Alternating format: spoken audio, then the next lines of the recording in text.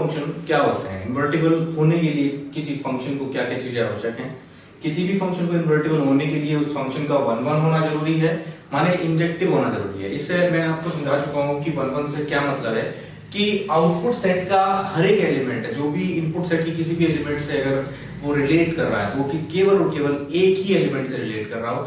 दूसरे शब्दों में अगर कहें तो एक इनपुट पर, मतलब एक ही इनपुट पर सेम आउटपुट आ रहा हो, एक से अधिक इनपुट पर वो आउटपुट नहीं आ रहा हो, ऐसी सिचुएशन अगर होती है तो ऐसे फंक्शंस को हम लोग बोलते हैं वन वन फंक्शन। वहीं ऑन टू फंक्शंस के बारे में हमने पढ़ा था कि आउटपुट सेट का अगर हर एक एलिमेंट इनपुट सेट के किसी ना किसी एलिमेंट से जरूर रिलेट कर रहा है तो ऐसे फंक्शंस को हम लोग बोलते हैं ऑन टू फंक्शंस या सर्जेक्टिव फंक्शंस। इसे दूसरे शब्दों में समझाने के लिए आप लोगों को बताया गया था कि कोडोमेन और रेंज दोनों की दोनों चीजें बराबर रहती हैं ऐसी सिचुएशन में। इसको ऑन टू प्रूव करने के लिए codomain is equal to range prove करके बताया था, या x is equal to fy करके उसको कन्वर्ट करने के बाद में y की सभी वैल्यूज पर x डिफाइंड हो, ऐसी सिचुएशन आपके सामने बताएगी।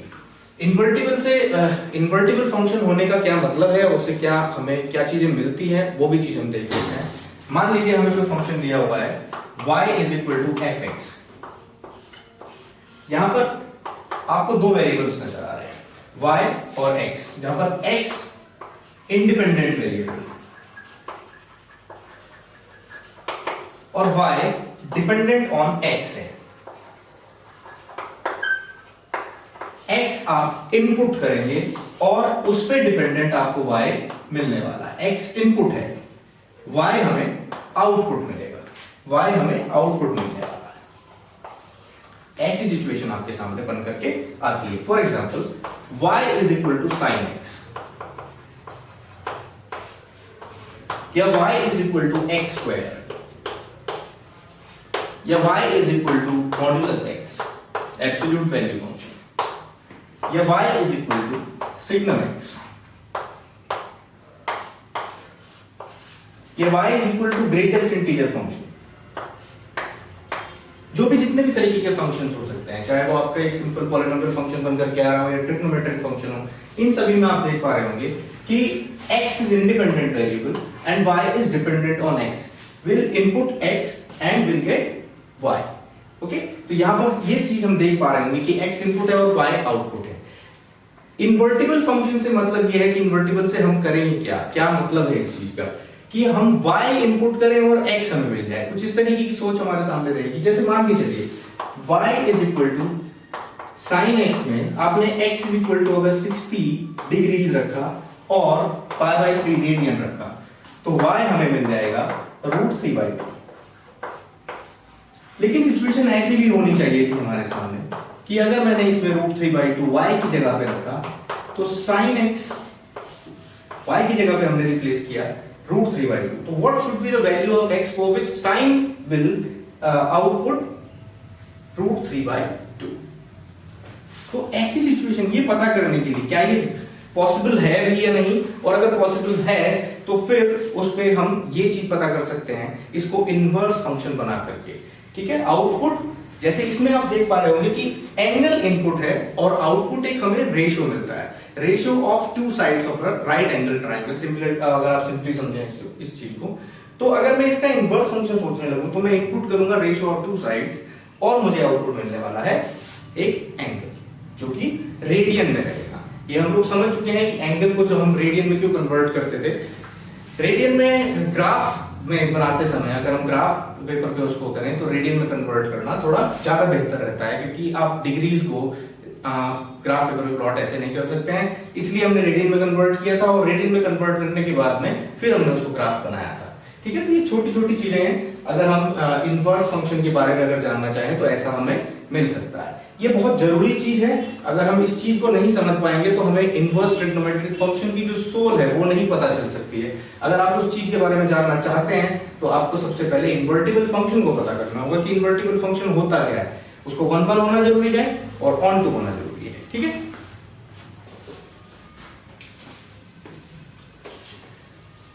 जब कोई फंक्शन इन्वर्टिबल होता है उसको इन्वर्स करना, उसका इन्वर्स फंक्शन निकालना हमने सीखा था। इसी एग्जांपल के तौर पे मैंने आपको बताया कि मान लीजिए y is equal to x square आपके सामने है और ये function f is defined such that r positive to r, sorry 0 to infinity, कुछ इस तरीके से आपको फंक्शन डिफाइंड है। तो हम लोग इनवर्स में करना क्या चाह रहे हैं, एक्चुअल में हम लोग करना क्या चाह रहे हैं, हम करना चाह रहे हैं कुछ इस फॉर्म में इसको कन्वर्ट, कि हम y इनपुट करें और हमें x आउटपुट में मिल जाए। हालांकि हम बाद में इसको कन्वर्ट कर देते हैं और इसका इनवर्स फंक्शन ऐसा ही लिखते हैं ताकि ग्राफ पेपर में प्लॉट करने में आपको परेशानी ना हो। ऐसी सिचुएशन हम बना कर चलते हैं कि x को ही इनपुट रखना है, y को आउटपुट रखना है। ये एक तरीके से कर्टेसी समझ लीजिए कि ऐसे ही लिखते हैं, इसको लिखने का एक तरीका मान लेते हैं बस, ठीक है। तो हो क्या रहा है उस चीज को हमने समझने की कोशिश की। इस डिफाइंड वैल्यू के लिए अगर हम इसको ग्राफ करना चाहें तो कुछ ऐसा ग्राफ बन करके आपके सामने आएगा, ये सिचुएशन, ठीक है। एग्जांपल के तौर पे एक छोटा सा टेबल कर रहा हूं, x और y, for different values of x there will be some values of y, such that for 0 output will be 0, for 1 output will be 1, 2, 4, 3, 9। ये इस फंक्शन के लिए y is equal to x square अगर मैं simply बात करूं। लेकिन अगर मैं इसका इनवर्स फंक्शन निकालना चाह रहा हूं तो अभी पहले इससे आप देखें तो आप देख पा रहे होंगे कि x इनपुट है और y आपको आउटपुट मिल रहा है, y आउटपुट मिल रहा है। अगर मैं इसको बिल्कुल एकदम उल्टा कर दूं, y को इनपुट कर दिया जाए और x को आउटपुट बना दिया जाए, तो जो फंक्शन बन करके आएगा, जो रूल उसको डिफाइन कर सकता है और उसको पूरा कवर कर सकता है, उसको हम बोलते हैं inverse of that particular function. माने अगर मैं 0 रखूं तो मुझे 0 मिले, 1 रखूं तो 1 मिले, 4 रखूं तो 2 मिले +2 और 9 रखूं तो 3 मिले, कुछ ऐसी सिचुएशन हमें बनानी होगी। उस चीज के लिए हमारे लिए जरूरी होता है किसी भी फंक्शन को 1 1 और ऑन टू होना, ताकि वो हर एक आउटपुट की जो वैल्यू है ऑन टू होने के लिए जितनी भी वैल्यूज आ रही है सब पे वो वैल्यूज डिफाइंड हो और 2 से कनेक्टेड ना हो। 2 से अगर कनेक्टेड है तो मैं इसको अगर इन्वर्स करूंगा तो एक इनपुट पे 2 आउटपुट मिल जाएंगे, जो कि फंक्शन की जो ओरिजिनल डेफिनेशन है उसको वहां पर वो नकार देगा और ये फंक्शन नहीं बन पाएगा। इसलिए ऐसी सिचुएशन में हमें 1 1 और ऑन टू होना जरूरी पड़ता था किसी फंक्शन को अगर इनवर्स फंक्शन उसका निकालना है। अब देखिए इस चीज को ग्राफ करना कैसा रहेगा, ग्राफ कैसे बनेगा उसका, इस चीज को भी हम समझ लेते हैं कि ग्राफ अगर हम करें इनवर्स फंक्शन का तो क्या कोई रिलेशन बनकर के आता है ओरिजिनल फंक्शन के साथ में उस फंक्शन का, ताकि डायरेक्टली हम बना सकें उसको, ठीक है। तो मैं इसको सिंपल सोच करके इसको देखते हैं। 0 पे 0 आउटपुट मिल रहा है, 1 पे मुझे 1 आउटपुट मिल रहा है, 2 पे 2 यहां मान लेता हूं, 2 पे मुझे 4 आउटपुट मिल रहा है, 3 पे 9 मिल रहा है, 3 और थोड़ा सा आगे कर लेते हैं, 3 पे 9 मुझे आउटपुट मिल रहा है। तो ऐसा फंक्शन बन करके आना चाहिए, ऐसी सिचुएशन, ऐसा ग्राफ बन करके आना चाहिए एक्चुअली, जो कुछ ऐसी सिचुएशन बताए मुझे कि 1 पे 1 मिले, 0 पे 0 मिले, 0 पे 0 मिले, 1 पे 1 मिले, 4 पे मुझे 2 मिले। मतलब 0 पे 0, 1 पे 1, 4, अगर मैं 4 इनपुट करूंगा तो 2 लगभग इधर कहीं आने वाला होगा, क्योंकि ये 4 है तो अगर मैं इसको कह दूं तो यहां कहीं आएगा, और 9 यहां कहीं आएगा आगे, उस पे आपको 3 मिले, 3 मतलब जस्ट इससे ऊपर, और हम देख पाएंगे कुछ ऐसा सा बन करके आएगा, ऐसा सा बन करके आएगा। तो ग्राफ आप देख पा रहे हैं। अगर मैं थोड़ा सा इसको आप ऐसे समझ नहीं पा रहे होंगे तो मैं आपको बता देता हूं कि ग्राफ हमेशा इनवर्टिबल फंक्शन का जो ग्राफ बनेगा वो आप लोगों को जो शुरुआत में मैंने चीज बताई थी इनवर्स फंक्शन के साथ में, वो ये बताया था कि f of f inverse x is equal to x। यहां पर जो मैंने आपको बताया था कि आइडेंटिटी एलिमेंट, इसका बहुत बड़ा रोल हो जाता है ग्राफ करते समय, आइडेंटिटी एलिमेंट। अगर हम लोग ये देखने लगे कि बिना ये सब वैल्यूज रिप्लेस किए हमें सिंपल तरीके से अगर उसको जानना चाहें, क्योंकि ग्राफ करना है, राइट, मतलब थोड़ा सिंपल सा है ऐसा ही जानने के लिए, कोई हर एक वैल्यू के लिए नहीं मैं जानना चाह रहा हूं, लेकिन बस एक छोटा सा ग्राफ बना देना चाह रहा हूं ताकि उसके बिहेवियर को समझ सकूं बस। तो किसी भी फंक्शन का कोई ग्राफ आपने बना लिया है और आप उसके इनवर्स का ग्राफ बनाना चाह रहे हैं, तो ग्राफ बनाना बहुत आसान है। और जैसा मैं आपको बता चुका हूं कि इसमें आइडेंटिटी एलिमेंट का बहुत बड़ा रोल रहेगा जब आप उसको ग्राफ करेंगे। मान लीजिए आप लोगों को पता है y is equal to e की पावर x का ग्राफ, जो कि आप जान रहे होंगे कुछ ऐसा सा बन करके आता है, y is equal to e की पावर x। ओके, आप इसका इनवर्स का ग्राफ अगर बनाना चाह रहे हैं तो देखिए ये आइडेंटिटी एलिमेंट जैसा मैंने बोला है, तो हम आइडेंटिटी फंक्शन का ग्राफ हम साथ में इसके बनाते हैं। आइडेंटिटी फंक्शन माने y is equal to x, आपने y is equal to x का ग्राफ बनाया, y is equal to x का ग्राफ बनाने के बाद जो ओरिजिनल फंक्शन है उसी का image with respect to this particular line, माने y is equal to x के रिस्पेक्ट में अगर मैं इसका इमेज बना दूं तो वो फंक्शन का ग्राफ इसके इनवर्स का ग्राफ बनकर के आ जाएगा। एक्चुअली सॉरी, ऐसा सा कुछ आपके सामने बनकर के आ रहा होगा, ये इसका इनवर्स का ग्राफ। इसके रिस्पेक्ट में आप देख पा रहे होंगे कि ये और ये एक दूसरे की इमेज है with respect to this particular, अगर मैं इसको एक मिरर भी मान करके चलो तो आप देख पा रहे होंगे कि एक दूसरे की मिरर इमेज बन करके आ रहे होंगे। मतलब अगर मैं ये जान रहा हूं कि ये पॉइंट है 0,1, ये पॉइंट कहीं 1, E है, ये पॉइंट कहीं 2, E² है, कुछ इस तरीके से अगर ये पॉइंट बन करके आ रहे हैं तो इनकी जो इमेज बन करके आ रही होंगी वो ऐसे बनकर, मैं अगर 1 इनपुट करूंगा तो मुझे आउटपुट में मिलने वाला होगा 0। अगर मैं E इनपुट करूंगा, E अप्रोक्सीमेटली 2.71, तो 2.71 अगर ये 1 है तो यहां कहीं होगा, और इस पे मुझे मिलने वाला होगा 1। थोड़ा सा और इसको नीचे कर देता हूं ताकि आप लोग समझ सकें, इस पे 1 मिल जाएगा मुझे, और अगर मैं E² इसमें वैल्यू रखूंगा तो E² फिर मुझे उस पे 2 मिल जाएगा। तो बिल्कुल एकदम सिंपल सी अप्रोच है कि अगर आप ग्राफ करना चाह रहे हैं तो y is equal to x एक लाइन ड्रॉ कीजिए और उसके रिस्पेक्ट में उसकी इमेज बना दीजिए, तो आप इनवर्स फंक्शन का ग्राफ बना सकते हैं। ठीक है, तो देखिए ये इनवर्स एक दूसरे की, ये y is equal to e की पावर x है, इसका इनवर्स आप जानते होंगे natural log ln x log e base पे x। ठीक है, तो ये एक दूसरे के इनवर्स फंक्शंस होते हैं, तो इनका ग्राफ भी एक दूसरे का क्या होगा, इमेज बन करके आएगा with respect to a mirror y is equal to x। बहुत सिंपल है ग्राफ करना किसी भी चीज को, और आप समझ गए होंगे कि इन्वर्टिबल फंक्शन से कहने का मतलब क्या है कि जो आउटपुट था वो इनपुट हो जाएगा और जो इनपुट है वो आउटपुट बन करके आएगा।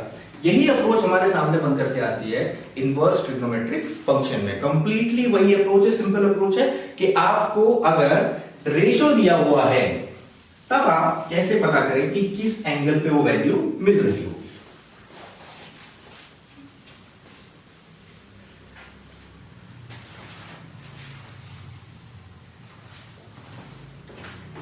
देखते हैं सिंपल है बिल्कुल, जैसा हम जानते हैं y is equal to sine of x, x यहां पर एक एंगल है, y एक वैल्यू, एक रेशियो। अगर हम जैसा हम शुरू से पढ़ते हुए आए हैं, एक राइट एंगल ट्राइंगल के रिस्पेक्ट में अगर मैं पढ़ते हुए आ रहा हूं तो उसी के हिसाब से मैं देख लेता हूं, या मैं अगर एक सर्कुलर सिस्टम में भी देखना चाहूं तभी भी राइट एंगल ट्राइंगल के हिसाब से हम बना सकते हैं।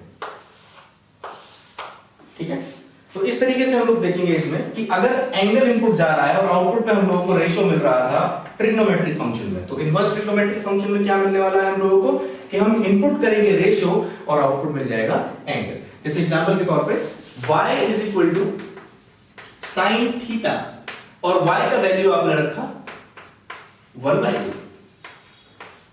तो क्वेश्चन जो है आपका वो ऐसे समझिए, साइन थीटा अगर 1/2 दिया हुआ है तो एक्चुअल में ये जानना चाह रहे हैं कि what should be the value of theta for which sine will output 1/2।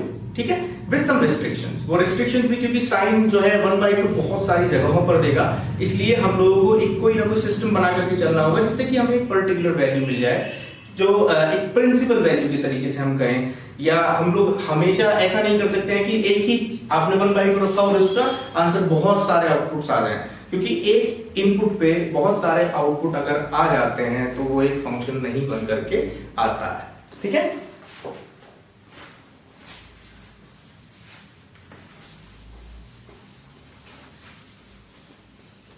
चलिए फिर इसको देखते हैं थोड़ा सा।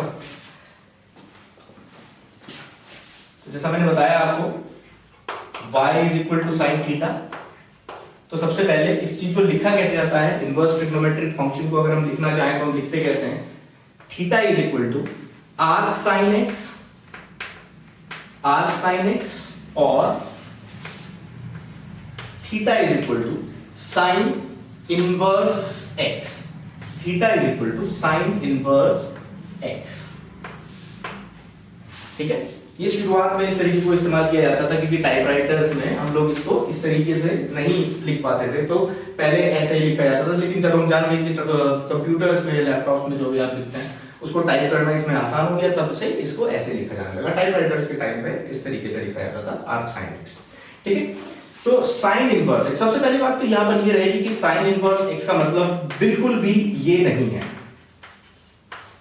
ये बिल्कुल भी साइन इनवर्स एक्स का मतलब नहीं है। जैसा कुछ लोग क्या करेंगे, सोचेंगे कि अगर theta is equal to x की पावर -1 है तो मैं इसको लिख सकता हूं 1/x, डेफिनेटली इसको लिख सकते हैं, लेकिन ये वाली जो चीज है उसको आप इस तरीके से बिल्कुल नहीं लिख सकते हैं। ये दूसरा तरीका हो, ये दूसरी चीज हो जाएगी। ये नोटेशन के तरीके से हम मान के चलिए कि हम इसका इनवर्स फंक्शन इस तरीके से देख रहे हैं। ओके, तो जो चीज आपको बताने की कोशिश कर रहा था मैं, उस चीज को समझते हैं कि इस वाले फंक्शन में हम लोग एंगल इनपुट कर रहे थे, आउटपुट में रेशो मिल रहा था। इनवर्स ट्रिग्नोमेट्रिक पे हम लोग इनपुट में करेंगे रेशो और आउटपुट में मिलने वाला है हम लोगों को एंगल। ठीक है, अब जो चीज शुरुआत जो आपको बताया गया, जो फंक्शंस में इन्वर्टिबल होने के लिए फंक्शन को जो जरूरी चीज बताई गई, उस चीज का बहुत इस्तेमाल है इसमें, उसको हम लोग समझते हैं। सबसे पहले मैं आप लोगों को बताया था कि इनवर्स ट्रिग्नोमेट्रिक फंक्शन कैसे कैसे बनकर के आते, कौन कौन से होते हैं, कौन 1 है या नहीं है, और अगर नहीं है तो फिर उनको 1 कैसे बनाया जाए, वो सब चीजें हम देखते हैं। देखिए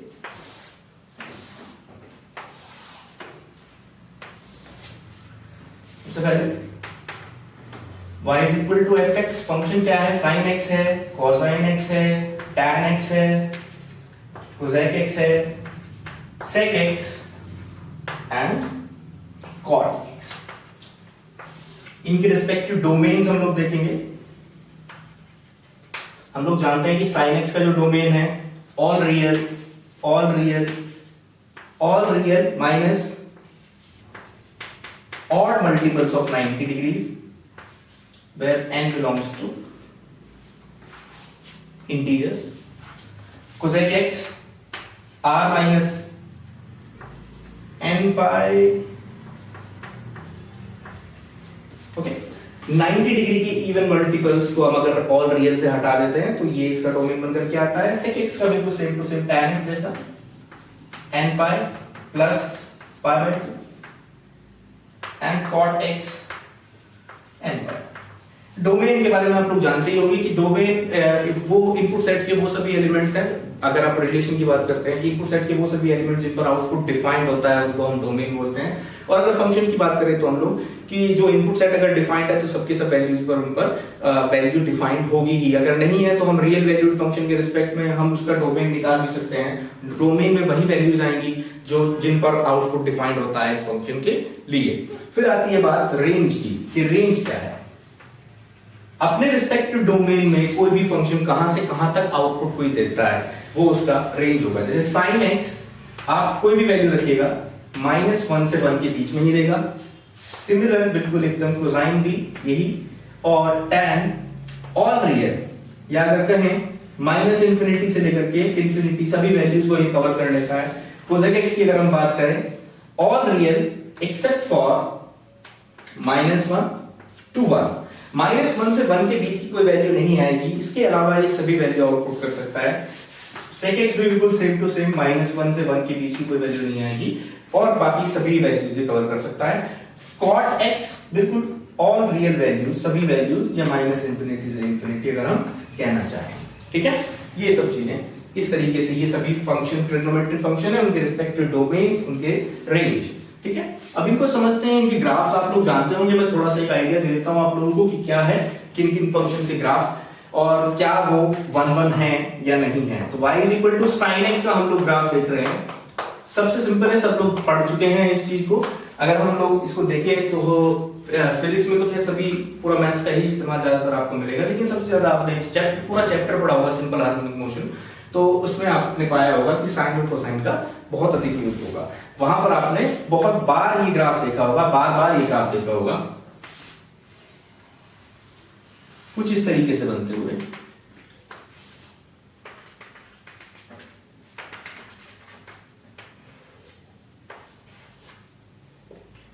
zero to pi, two pi, three pi, pi by two, three pi by to,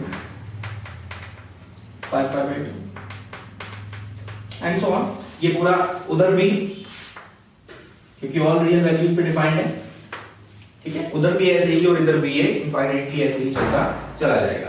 एक खास बात ये आप देख पा रहे होंगे कि इसका रेंज -1 से 1 है, मतलब ग्राफ केवल और केवल -1 to 1 ही वैरी करेगा, इससे ऊपर या इससे नीचे नहीं जाएगा, ठीक है। इसी तरीके से cosine x, cos x, cos x में और साइन एक्स में आप जानते होंगे फेज डिफरेंस है, आपने पढ़ा होगा। इसको 90 डिग्री पहले शुरू कर देते हैं,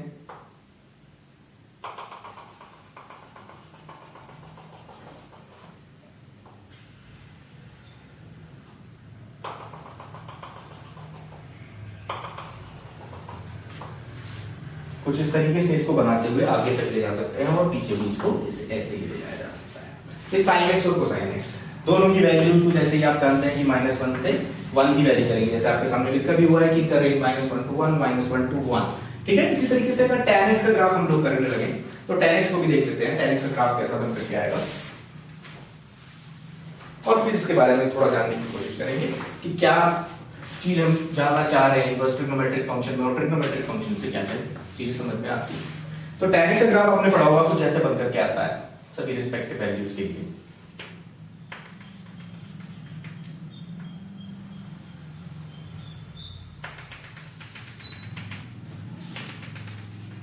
और इस तरफ भी कुछ ऐसे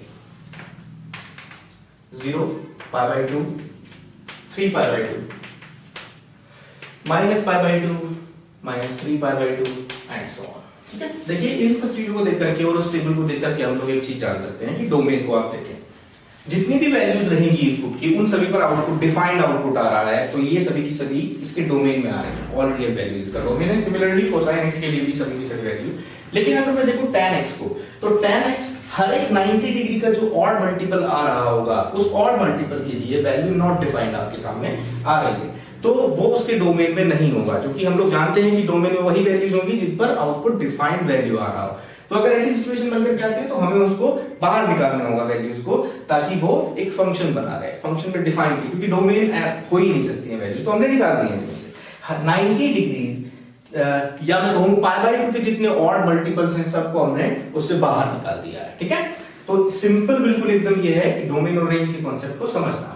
अब बात है कि इनवर्स ट्रिग्नोमेट्रिक फंक्शन, बात समझ गए होंगे कि आप इस चीज को हटाएं तो inverse of a function, inverse of a function है फंक्शन का 1 1 और ऑन टू होना जरूरी है अगर आप ऐसा देखें। लेकिन इन जितने भी ट्रिग्नोमेट्रिक फंक्शंस हम लोग देख पा रहे हैं, जितने भी ट्रिग्नोमेट्रिक फंक्शन हम लोग जानते हैं, उन सभी ट्रिग्नोमेट्रिक फंक्शन के बारे में एक बात तो आप समझ गए होंगे कि वो अपनी वैल्यूज को बार बार रिपीट करते हैं। तो इसी वजह से इन सभी फंक्शंस को हम लोग बोलते हैं पीरियोडिक फंक्शन। ये पीरियोडिक फंक्शन कहलाते हैं क्योंकि ये वैल्यू रिपीट करते हैं। अब अगर ये वैल्यूज अपनी रिपीट कर रहे हैं तो एक बात तो यहां से बिल्कुल स्पष्ट हो जाती है कि ये फंक्शन किसी भी तरीके से 1 1 तो नहीं है। क्यों? जो वैल्यू पाई बाई 6 पे आ रही है वही वैल्यू 5 पाई बाई 6 पे भी आ रही है, मतलब दो इनपुट पे सेम आउटपुट। पहले सिंपल समझिए, दो इनपुट, ये दो नहीं है एक्चुअल में, ये इनफाइनाइटली मैनी है।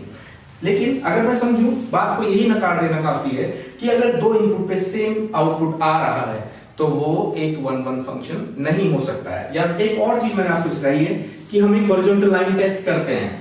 हॉरिजॉन्टल लाइन टेस्ट हमने किया और हमने पाया कि जो फंक्शन का ग्राफ है वो इस हॉरिजॉन्टल लाइन को एक से अधिक जगहों पर कट करते हुए जा रहा है, तो इसका मतलब ये फंक्शन 1 1 फंक्शन नहीं हो सकता।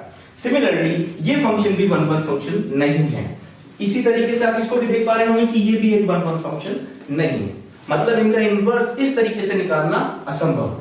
इस चीज को हम ऐसे नहीं पता कर सकते हैं, लेकिन इनवर्स निकालना, क्योंकि हम लोग जानते हैं कि ऐसा तो जरूर होना चाहिए कि भाई अगर हम y का वैल्यू रखें तो तो हमें बिल्कुल एक x का वैल्यू किसी पर्टिकुलर वैल्यू पे, वो डिफाइंड वैल्यू पे रहा होगा, उस चीज को हम जानना चाहें। लेकिन ऐसी सिचुएशन में तो बहुत सारी वैल्यूज आ जाएंगी, तो क्या हम किस तरीके से इसको इनवर्स फंक्शन बनाएं, क्या हो सकता है वो आप लोग जानते हैं कि इन्वर्टिबल फंक्शन में आपको बताया गया है, by restricting the domain of a particular function we can make it 1 1।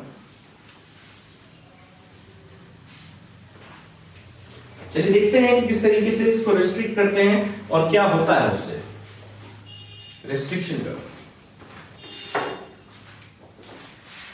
y is equal to sine x से ही हम लोग लेकर के चलेंगे, इससे समझना बहुत आसान हो जाएगा और फिर कुछ सभी फंक्शंस को आप लोग समझेंगे। ओके, तो जैसे y is equal to sine x हमने ग्राफ किया,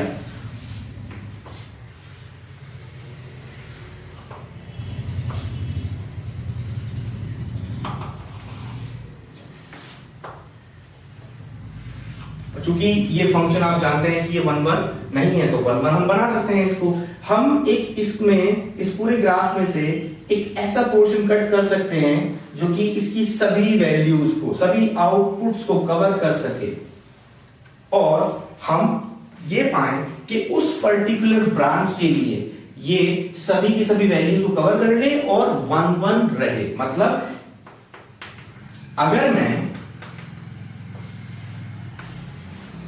sin x को डिफाइन कुछ इस तरीके से कर दूं, y is equal to sin x for f such that minus pi by 2 to pi by 2, तो हम लोग पाएंगे कि जितनी भी इसकी रेंज की जो वैल्यूज थी, जो रेंज में वैल्यूज आ रही थी, उन सभी वैल्यूज को ये कवर कर रहा है, और हमने इसका डोमेन भी रिस्ट्रिक्ट कर दिया है। क्यों? क्योंकि हमें ये फंक्शन 1 1 फंक्शन बनाना था। 1 1 फंक्शन इसलिए बनाना था क्योंकि वो अगर 1 1 नहीं होता तो हम इन्वर्टिबल उसको नहीं बना पाते। ठीक है, तो हम लोगों ने इसको रिस्ट्रिक्ट कर दिया। ठीक है, इस तरीके से इसको इन्वर्टिबल फंक्शन बनाया जाएगा। तो बिल्कुल सिंपल है, आप लोग ऐसा समझ गए होंगे कि इन्वर्स ट्रिग्नोमेट्रिक फंक्शंस में हमें हर बारी ऐसा कुछ करना होगा, इसको रिस्ट्रिक्ट करना होगा। अब आप लोग जान गए होंगे कि इन्वर्स ट्रिग्नोमेट्रिक फंक्शन में आपने रिस्ट्रिक्शन बनाया, और आपको जैसा आपको बताया था, जो चीज इनपुट है ओरिजिनल फंक्शन में, वो डेफिनेटली इनवर्स में आउटपुट हो जाएगी, और जो आउटपुट है वो इनपुट हो जाएगी। कुछ इस तरीके से, मतलब अगर ये चीज y is equal to sin x है, तो ये वाली जो चीज है हमारे सामने, this is y is equal to sin inverse x। ये y is equal to sin inverse x हमारे सामने बन करके आ जाएगा, और इसके रिस्पेक्टिव डोमेन और रेंज भी आपके सामने नजर आ रहे होंगे। The domain of sin inverse x will be -1 to 1 and the range will be -π/2 to π/2। both are included, -π/2 भी आ सकता है, π/2 भी आ सकता है, -1 इनपुट दिया जा सकता है और 1 भी इनपुट दिया जा सकता है। ये सिंपल बिल्कुल एक चीज है। अब क्योंकि मैंने कहा कि हम इसको रिस्ट्रिक्ट कर देंगे, तो आज इससे आगे और इससे पहले की जो वैल्यूज हमने इनपुट करने थे वो नहीं किए हैं, मतलब ग्राफ इसका रिस्ट्रिक्ट हो गया है। ग्राफ रिस्ट्रिक्ट हो गया है तो आप लोग ये देख पा रहे होंगे कि फंक्शन 1 1 भी है और ऑन टू भी है। ऑन टू कैसे है कि ओरिजिनल फंक्शन हम देख पा रहे थे कि y is equal to sin x कुछ इस तरीके से होता है, f is r2 -1 to 1, मतलब इसका रेंज, कोडोमेन और रेंज दोनों की दोनों चीजें हमने बराबर, मतलब ये दोनों की हमने इसमें छेड़छाड़ नहीं की है, पूरा का पूरा ये आउटपुट को कवर कर रहा है। दूसरी चीज आप ये जान रहे होंगे, -π/2 से +π/2 एंड 1 to 1। अब ग्राफ आपको करना सिखाया था कि इनवर्स फंक्शन का हम लोगों को अगर ग्राफ करना है तो कैसे किया जाए। सिंपल है बिल्कुल, y is equal to x, एक लाइन खींचेंगे, y is equal to x, और इसका मिरर इमेज हम लोग बना देंगे, ऐसा उत्पन्न करके आपके सामने आएगा। ओके, मतलब ये वाली जो चीज है ये हमारे सामने ग्राफ बन करके आया है y is equal to sin inverse x का। अब इसको दोनों को अगर हम लोग कंपेयर करने लगे तो क्या क्या चीजें हैं उनको देख लेते हैं। जैसे इस फंक्शन में